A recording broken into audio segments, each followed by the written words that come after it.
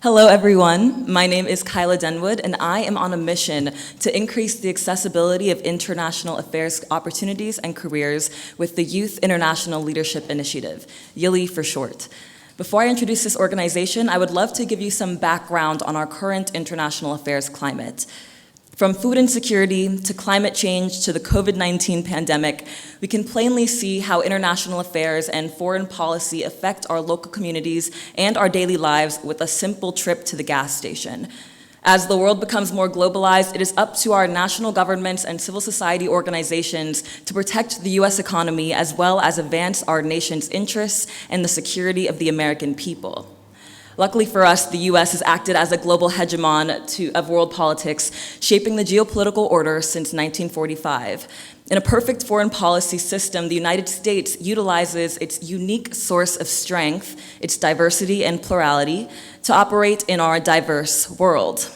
It's a strength that few countries can match and of the utmost importance in our nation's national security.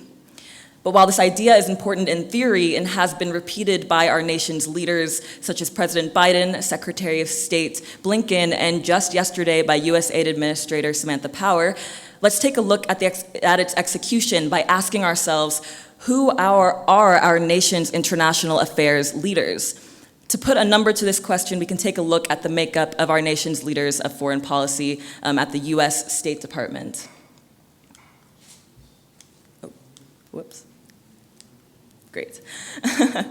Based on figures from the Government Accountability Office in 2020, we can tell that the Department of State has a serious systemic diversity problem. Though 40% of the American population is a racial or ethnic minority, only 13% of the department's senior executive service are people of color.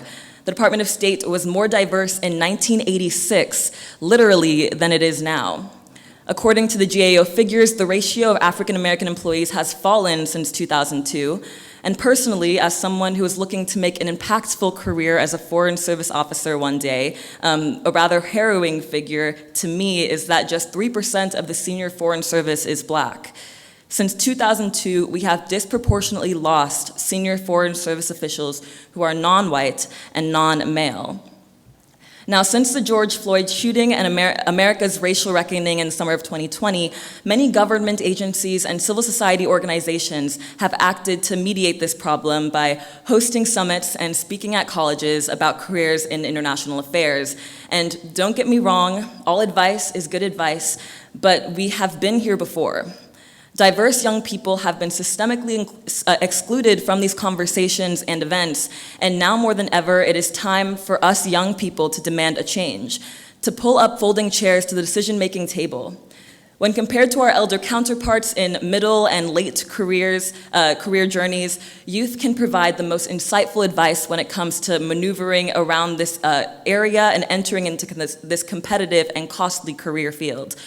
We also have access to the networks the government is targeting through our generational social media savvy.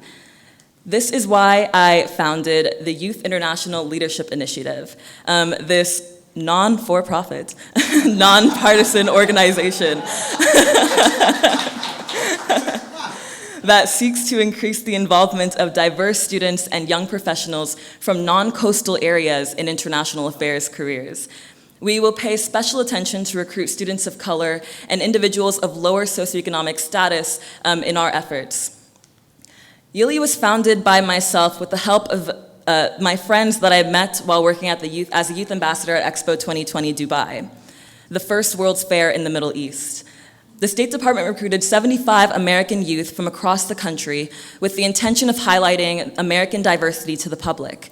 I noticed two things while I was there. The first being that my colleagues from the coasts tended to have more international experiences than those from the middle of the country like myself, especially those from flyover states.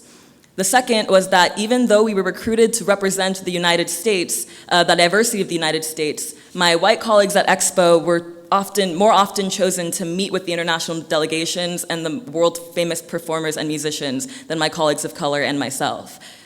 Following our departure, I reached out to the diverse and promising youth ambassadors from Middle America to staff my board. This includes members like Salsa Bila, a Muslim woman from Tennessee who works in film and social media, Spencer, a farmer from Kentucky who was able to connect with expo visitors about international agriculture initiatives. Or Sierra from Colorado, who experienced homelessness as a youth and could speak to housing insecurity and increasing the program's accessibility. Our flagship program will be an online summer fellowship, meeting twice a year. Students will be able to learn exactly what it takes to enter into international affairs careers from wherever they are in the country. They will have the chance to meet with representatives from agencies all across the US government and private sector, as well as with youth just like them that are able to maneuver themselves into the field. As our organization is by youth, for youth, we can easily connect with each other and create a community across the internet that can grow and reach other audiences of similar backgrounds.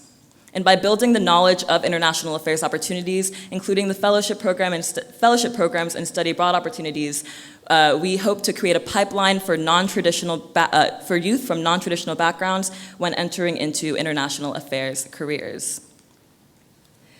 We have a variety of program offerings. With our fellowship program, we will have, as I said earlier, bi-monthly educational meetings, as well as internship and job application guidance.